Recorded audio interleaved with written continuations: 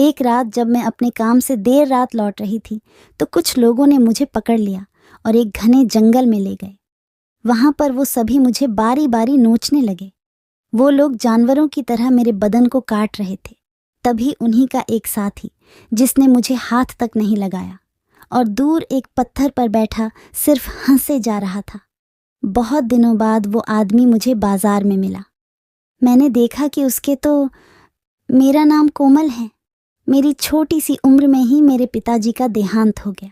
उसके बाद घर की सारी जिम्मेवारी मेरे सिर पर आ पड़ी। अपनी बीमार माँ की दवाइयों से लेकर घर पर 2 वक्त का भोजन बन पाए, इसीलिए मुझे बाहर जाकर काम करना पड़ा। जब मेरे पिताजी का देहांत हुआ तो मैं सिर्फ 12 साल की थी। लोगों के घरों में बर्तन साफ करके मैं 2 वक्त का खाना जुटा पाती थी। 12 साल से लेकर जब मैं 20 साल की हुई तो लोगों के घरों में काम करने लगी। पढ़ाई लिखाई मुझे नहीं आती थी क्योंकि मेरी छोटी सी उम्र में ही पिताजी का देहांत हो गया और मैं ना ही स्कूल जा पाई और ना ही कॉलेज, क्योंकि पैसों की तंगी की वजह से मैं पढ़ाई लिखाई में ना जा सकी और इसी वजह से मुझे कोई अच्छा काम ना मिला। इसी वजह से मैं लोगों के घरों में झाड़ू पोछा और बर्तन साफ करने का काम कर लेती। खैर, मुझे इसी काम में बहुत संतुष्टि थी क्योंकि मैं ईमानदारी का काम करती थी और ईमानदारी के 2 पैसे जुटाकर अपनी माँ का इलाज करवा रही थी और घर पर 2 वक्त का चूल्हा जल जाता था। इससे बड़ी खुशी क्या होगी। मेरी माँ को शुगर की बीमारी थी, जिसकी वजह से वह ना ज्यादा चल पाती थी और ना ही कोई काम कर पाती थी। अक्सर वह मुझसे कहती थी कि इतनी छोटी उम्र में तुझे घर की जिम्मेदारियां उठानी पड़ गईं। हम लोगों को तो नरक में भी जगह नहीं मिलेगी। लेकिन मैं अपनी माँ को कहती कि जिस तरह एक घर का बेटा अपनी माँ पिताजी की सेवा करता है और पूरी जिम्मेदारियों को बखूबी निभाता है, उसी तरह एक बेटी भी निभा सकती है। और आपकी भी तो मजबूरी है। आप कौन सा जानबूझकर पूरा दिन बिस्तर में पड़े रहते हो और मैं आपको खोना नहीं चाहती। इसीलिए आप पूरा दिन आराम किया कीजिए और मुझे कोई तकलीफ नहीं होती है। बस थोड़ा बहुत काम करती हूँ जिससे हमारा घर चल जाता है, यही काफ़ी है और कुछ नहीं। तभी एक दिन मेरे चाचा जी हमारे घर पर आते हैं। दरअसल जब से मेरे पिताजी की मौत हुई है उसके बाद से मेरे चाचा चाची हमारे घर पर नहीं आए। मेरे चाचा जी का स्वभाव बहुत अच्छा था, लेकिन चाची बहुत ही गुस्सैल और कंजूस थी। उन्हें ऐसा लगता था कि हम गरीब हैं और अगर हमारे घर वो लोग आ गए तो हम लोग उन लोगों से कुछ पैसे मांग लेंगे, जिसके डर से न चाची जी खुद आई और ना ही चाचा जी को कभी आने दिया। खैर, एक दिन चाचा जी आए और वह कहने लगे कि मैं यही पास से गुजर रहा था, इसीलिए सोचा कि आप लोगों से मिल चलूं। हम लोगों को अच्छा लगा क्योंकि वो कितने सालों बाद वह हम लोगों के घर पर आए थे। फिर चाय नाश्ता करने के बाद चाचा जी ने कहा कि तुम्हारे लिए एक काम है, अगर तुम कर पाओ तो। चाचा जी के मुंह से ऐसी बात सुनकर मुझे बहुत ही खुशी हुई, क्योंकि पहली बार किसी ने मुझे काम का बोला था। तभी मेरे मुंह से इतना ही निकला कि चाचा जी, क्या हम लोग अच्छे से गुजारा कर पाए, इतना पैसा मिलेगा। तभी चाचा जी ने कहा, अच्छे से गुजारा नहीं, बहुत अच्छे से गुजारा हो जाएगा और कुछ पैसे बच भी जाएंगे और काम भी तुम्हारे लायक है। तभी मैंने अपनी नजरें झुकाते हुए कहा कि चाचा जी, मैं ज्यादा पढ़ी लिखी नहीं हूं और मैंने सुना है कि अनपढ़ लोगों के लिए ज्यादा पैसे वाला कोई काम नहीं होता। उन्हें तो बस लोगों के घर में झाड़ू पोंछा ही करना पड़ता है। तभी चाचा जी कहने लगे कि ये काम तो पढ़े लिखे लोगों का है, लेकिन वह मेरे जानकार है। कुछ दिन तुम्हें वहां रहकर सीखना पड़ेगा। जब तुम अच्छी तरह सीख जाओगी तब तुम वहां पर काम करना शुरू कर देना। चाचा जी की बात सुनकर मुझे संतुष्टि और खुशी तो हुई, लेकिन फिर मन में ख्याल आया कि अगर मैं काम सीखने लग गई तो घर का चूल्हा कैसे जलेगा, क्योंकि काम सीखने के चक्कर में मैं लोगों के घरों में काम करने नहीं जा पाऊंगी। तभी चाचा जी ने शायद मेरे चेहरे की बात पढ़ ली। उन्होंने अपनी जेब से कुछ पैसे निकाले और मेरे हाथ में थमाते हुए कहा कि जब तक तुम काम सीखती हो तब तक का राशन इन पैसों से ले आना और अपनी माँ की दवाई भी। तभी मैंने कहा कि चाची जी क्या कहेंगी। तभी वह कहने लगे कि तुम मुझसे कुछ मत बताना। हम लोगों ने हाँ भर दी लेकिन मेरे मन में चाचा जी का जो एहसान था वह भी उतारना ही था। मैंने उनसे पैसे जो लिए थे वह बेफिजूल में नहीं लिए। मैंने मन में विचार किया कि जब मेरा काम चल जाएगा और मैं अच्छे से कमाने लगूंगी और जब मेरे पास कुछ पैसे जुड़ जाएंगे तो मैं चाचा जी को यह सारे पैसे लौटा दूंगी। यही सब मेरी माँ ने भी मुझसे कहा।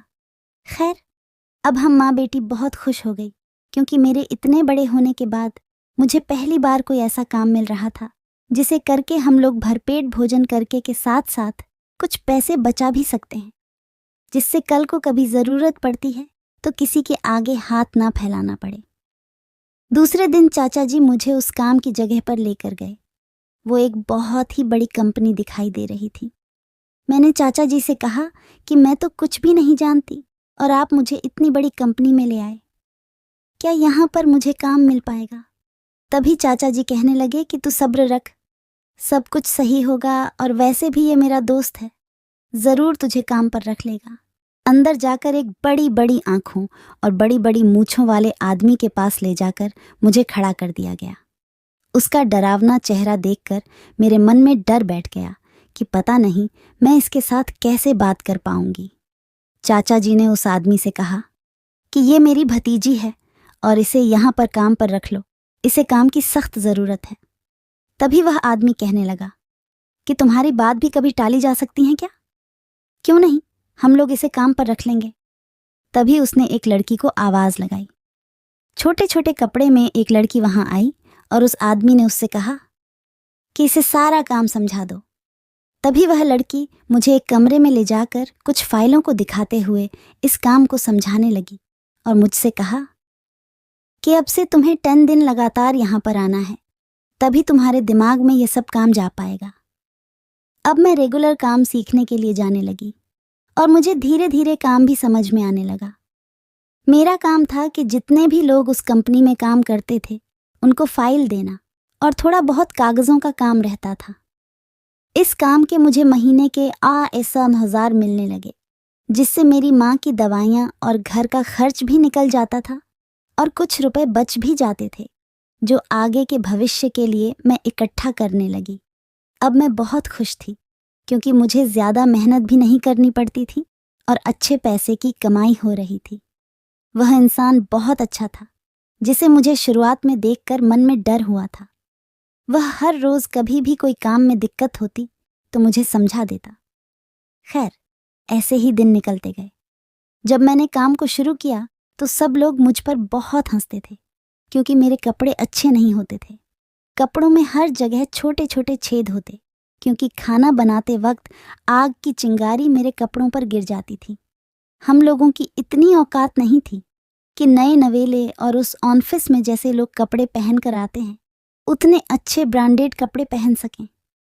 लेकिन मुझे उनकी हंसी मजाक से कोई फ़र्क नहीं पड़ता, क्योंकि मुझे मेरे घर के हालात पता थे। खैर, कुछ दिन तो उन लोगों ने मेरा मजाक उड़ाया, लेकिन बाद में सब लोग मेरी सिचुएशन को समझ गए। खैर, ऐसे ही दिन निकलते गए।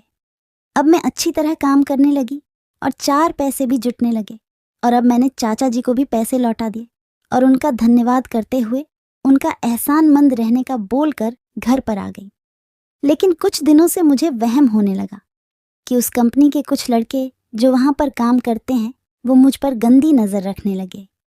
मैं जब भी उन्हें फाइल वगैरह देने जाती तो फाइल के बजाय वह लोग मेरा हाथ पकड़ लेते और मेरे सामने गंदी गंदी हरकतें और इशारे करने लग जाते। मैं उन्हें कुछ ना बोल पाती, क्योंकि बड़ी मुश्किल से ही तो मुझे इस कंपनी में काम मिला था, और यह ठहरे बड़े लोग, इनके सामने मेरी क्या औकात कि मैं अपनी ज़ुबान भी खोलूं। खैर, मैं इन सब लोगों का अत्याचार धीरे धीरे सहती रही।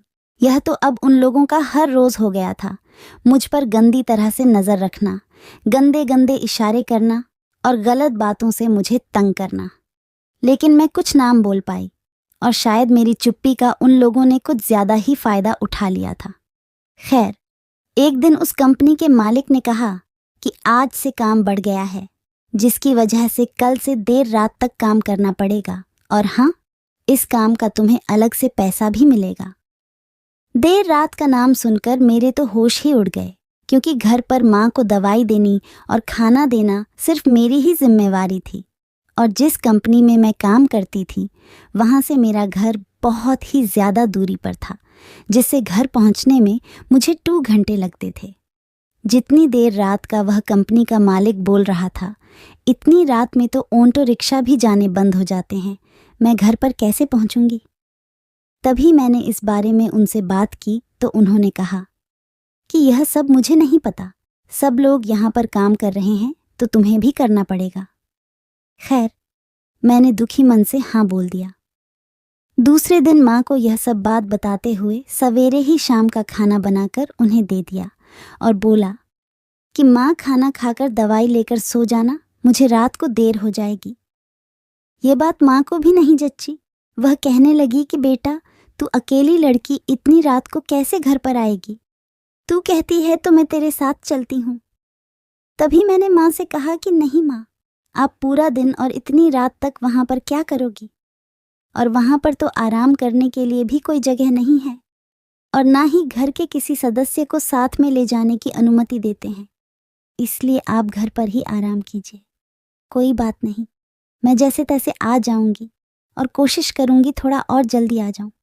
खैर, मैं ऑफिस के लिए निकल गई और वहां जाकर काम करने लगी। ऐसे ही रात का लगभग 11 o'clock बजे का समय हो चुका था। मेरा मन तो घबराए जा रहा था कि पता नहीं कितनी देर और यहाँ पर रोका जाएगा। अगर ज़्यादा रात हो गई तो मैं घर पर कैसे जा पाऊंगी? और ऊपर से उस कंपनी में काम करने वाले लड़कों की गंदी नज़र मुझ पर ही थी। मुझे पक्का यकीन था इन लोगों के मन में ज़रूर कुछ ना कुछ चल रहा है, लेकिन मैं अपनी गरीबी के कारण मजबूर थी। अगर मैं कोई आवाज़ उठाती तो पता नहीं यह लोग क्या कर देते, और मैं नहीं चाहती थी कि मेरी बीमार माँ इस समय में कोई दुख झेले, इसीलिए मैंने चुप रहना ही ठीक समझा। खैर, 12:30 के आसपास समय हुआ। तभी कंपनी का मालिक बोला कि अब तुम्हारी छुट्टी करते हैं, तुम लोग जा सकते हो। मैंने सारा काम समेटा और अपना बैग लेकर कंपनी से बाहर निकल गई। सब ओर देखा, कोई भी रिक्शा दिखाई नहीं दे रहा था। तभी कंपनी में काम करने वाली कुछ लड़कियां अपनी अपनी गाड़ी लेकर जाने लगीं। तो मैंने एक लड़की से कहा कि बहन, मुझे भी मेरे घर तक छोड़ दो, मैं रात को किसके साथ जाऊंगी, मेरा घर बहुत दूर है। तभी एक लड़की ने मुझे धक्का देते हुए कहा कि तुम जैसे गरीब को हम अपनी गाड़ी के पास ना आने दे, बैठा कर छोड़ना तो दूर की बात। जब तुम्हारी औकात नहीं होती तो इतनी बड़ी कंपनी में काम क्यों करते हो? उसकी ऐसी बातों को सुनकर मेरे मन को बहुत ठेस पहुंची। मैं अपने मन में सोचने लगी कि गरीब होना कोई गुनाह तो नहीं है, और भगवान ने अगर मुझे गरीब बनाया है तो इसमें मेरी क्या गलती है। लेकिन खैर, अमीर लोगों के चौंचले कहाँ समझ में आते हैं। उन लोगों के पास धन हो जाता है तो वह आसमान को छूने लगते हैं और किसी गरीब की मजबूरी को नहीं समझते। तभी मैंने देखा कि हर रोज़ जो लड़के मेरे साथ गंदी हरकतें करते हैं वह मेरे पीछे आ खड़े हुए और गंदी गंदी बातें करने लगे। मैं बिना बोले वहाँ से चल पड़ी और सड़क के रास्ते होते हुए अपने घर की ओर जाने लगी।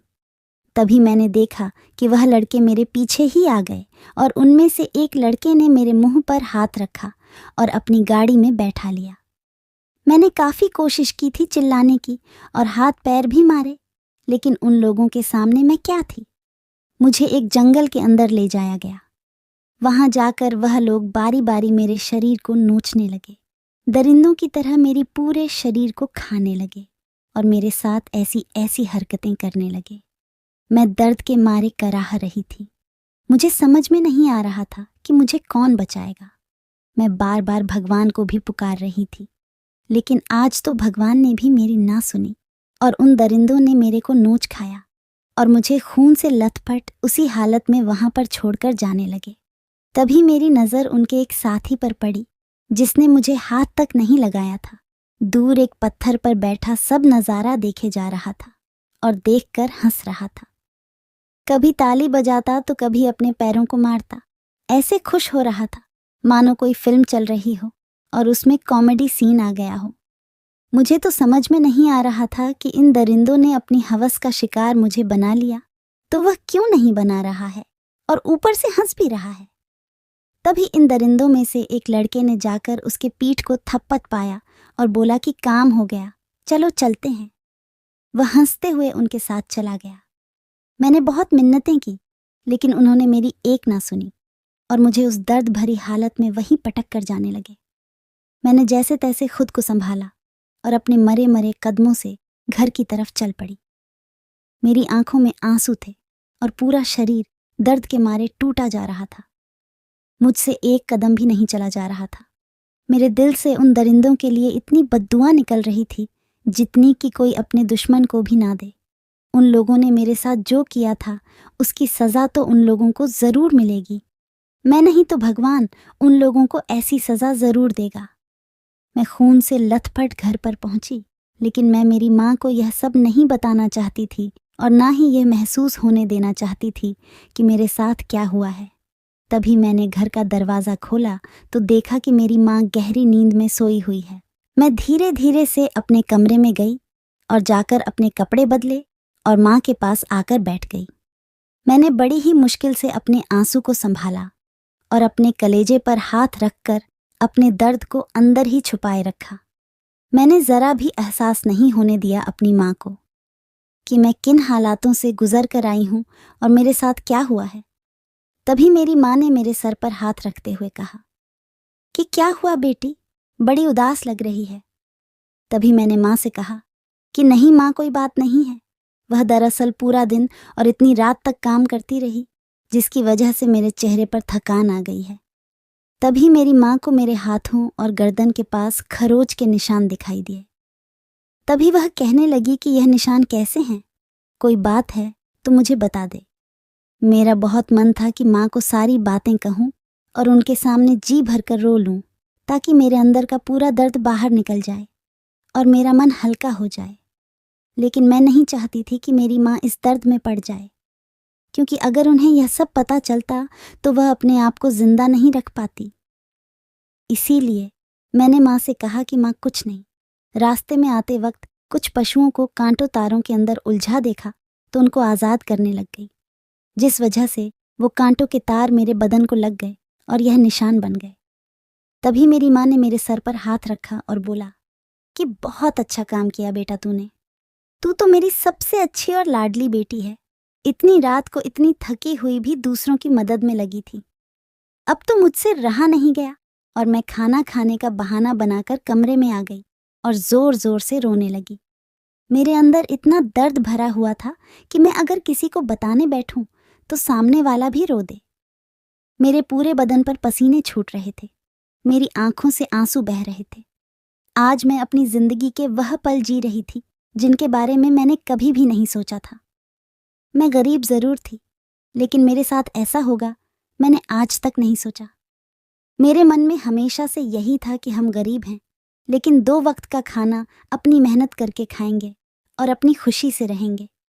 लेकिन मुझे क्या पता था कि बाहर की दुनिया कैसी है। मुझे बार बार अपने ऊपर हैरत हो रही थी कि इससे अच्छा तो मैं लोगों के घरों में बर्तन साफ कर लेती थी, कम से कम खुद को सुरक्षित महसूस करती। लेकिन जब से मैंने बाहर निकलकर देखा तो मुझे असली दुनिया का पता चला। लोग अपनी हवस के अंदर आकर किसी की भी जिंदगी बर्बाद कर देते हैं। उन लोगों को जरा भी शर्म हया नहीं आई क्या? उनके घर में माँ बहन नहीं है जो उन्होंने मुझे इस तरह नोच खाया। खैर, मैंने ये बात किसी को भी नहीं बताई, क्योंकि मैं मेरी माँ को नहीं खोना चाहती थी, और ऊपर से इतनी बदनामी का डर, क्योंकि वह लोग अमीर थे और अमीर लोगों को तो कोई खतरा नहीं होता है। अब मुझे समझ में आ गया था कि जीवन में पैसा होना कितना ज़रूरी है। गरीब लोगों को तो हर कोई अपनी ठोकर का शिकार बना ले। अगर पैसा पास में होता तो मुझे शायद इस तरह से इस चीज़ का शिकार नहीं होना पड़ता। मैं भी उन लड़कियों की तरह बड़ी गाड़ी में बैठकर घर आती, उसके अंदर में सुरक्षित रहती। मैंने इन सब बातों को भुलाने का फैसला किया और दोबारा उस कंपनी में न जाने का सोचा।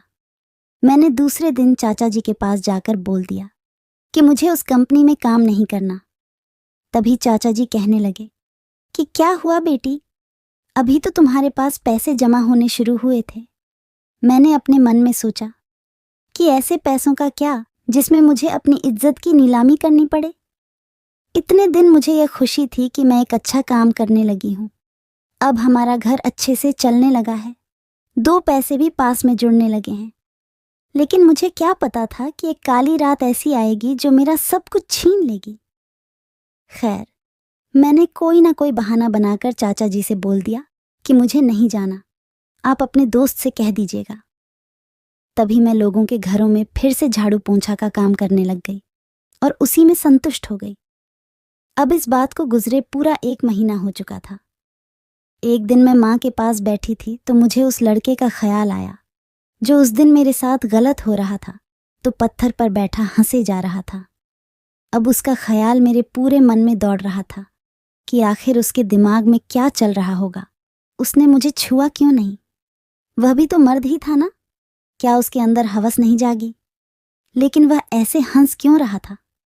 पहले तो मुझे लगा कि वह दिमागी हालत से ठीक नहीं होगा, लेकिन फिर मुझे लगा कि अगर वह दिमागी हालत से ठीक नहीं होता तो इतनी बड़ी कंपनी में काम कैसे करता और वो दरिंदे उसे अपने पास कैसे रख लेते? उसे तो कब के भगा देते। फिर मेरे मन में आया कि हो सकता है उन्हीं की कोई साजिश हो। खैर, मैं उस दिन को दोबारा याद नहीं करना चाहती थी, लेकिन फिर भी वह आदमी की हंसी बार बार मेरे दिमाग पर आ रही थी। मैं चाह कर भी नहीं भुला पा रही थी कि उसने आखिर ऐसा क्यों किया होगा। खैर, एक दिन घर में राशन खत्म होने की वजह से मैं शहर से राशन लाने के लिए चली गई। जब मैं राशन की दुकान से राशन लेकर घर की तरफ आने लगी तो मेरी नज़र उस आदमी पर पड़ी जो उस दिन सब नज़ारा देखकर हंसे जा रहा था। मुझसे रहा नहीं गया और मैं उसके पास जाने लगी। मैंने देखा कि उसके साथ एक बूढ़ी औरत भी थी। मुझे नहीं पता था वह कौन है। मैं उस आदमी के पास जाकर खड़ी हुई और उसे गौर से देखने लगी। उस औरत ने मेरे सर पर हाथ रखा जो उसके साथ खड़ी थी और कहने लगी कि ये मेरा बेटा है, पिछले कुछ महीनों से इसकी दिमागी हालत ठीक नहीं है।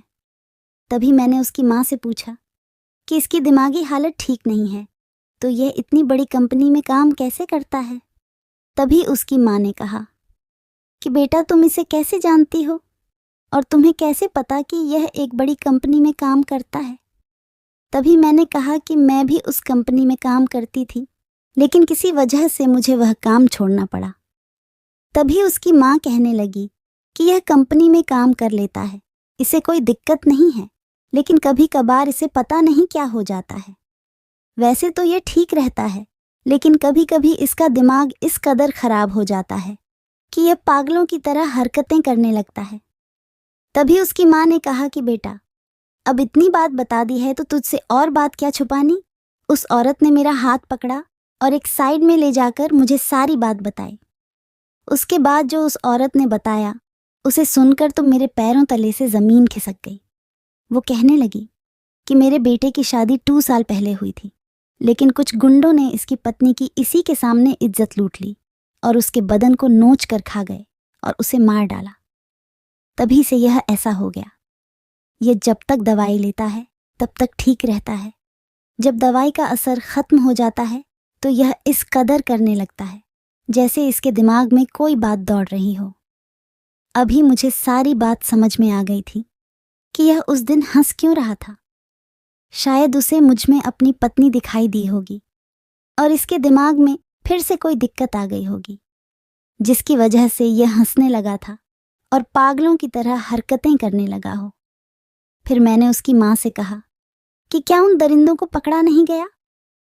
तभी उसकी माँ कहने लगी कि हमारे पास इतने ज़्यादा पैसे नहीं थे और मेरा बेटा भी दिमागी हालत से ठीक नहीं था। अगर यह ठीक हो जाता है तो यह सबूत और गवाह दोनों बन सकता है, लेकिन मेरे पास इतने पैसे नहीं हैं कि मैं इसका इलाज कर सकूं। बस थोड़ी बहुत दवाई दिलवा सकती हूँ। तभी मेरे दिमाग में आया कि क्यों ना मैं इस इंसान का इलाज करवाऊं और यह मेरे साथ जो हुआ है उसकी भी गवाही दे देगा। अब मेरे अंदर एक जुनून जाग चुका था कि उन दरिंदों को खाली ऐसे ही नहीं घूमने दिया जा सकता। उन्होंने मुझे शिकार बनाया, आगे किसी और लड़की को बनाएंगे। तभी मैंने सारी बात अपने चाचा जी से कही और मेरे चाचा जी ने कुछ पैसे की मुझे मदद कर दी। मैंने उस आदमी का इलाज शुरू करवा दिया और भगवान की कृपा से थोड़े ही समय में उसका दिमाग बिल्कुल सही हो गया। तभी उस आदमी ने मुझसे कहा कि मुझे माफ़ कर दो, उस समय मेरी हालत सही नहीं थी। अगर मैं नॉर्मल होता तो तुम्हें ज़रूर बचाता। तभी मैं उस आदमी के साथ पुलिस स्टेशन गई और हम लोगों ने रिपोर्ट करवाई। पुलिस ने हमारी बात को बड़ी ही गहराई से सुना और तुरंत ही उन दरिंदों को पकड़ लिया।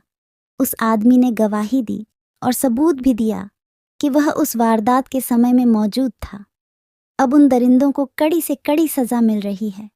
उस दर्द से ज़्यादा अब मुझे इस चीज़ की खुशी हो रही थी कि मुझे इंसाफ मिल चुका था और उस बेचारे दिमागी हालत से ख़राब इंसान को भी मैंने ठीक करके भले का काम किया था।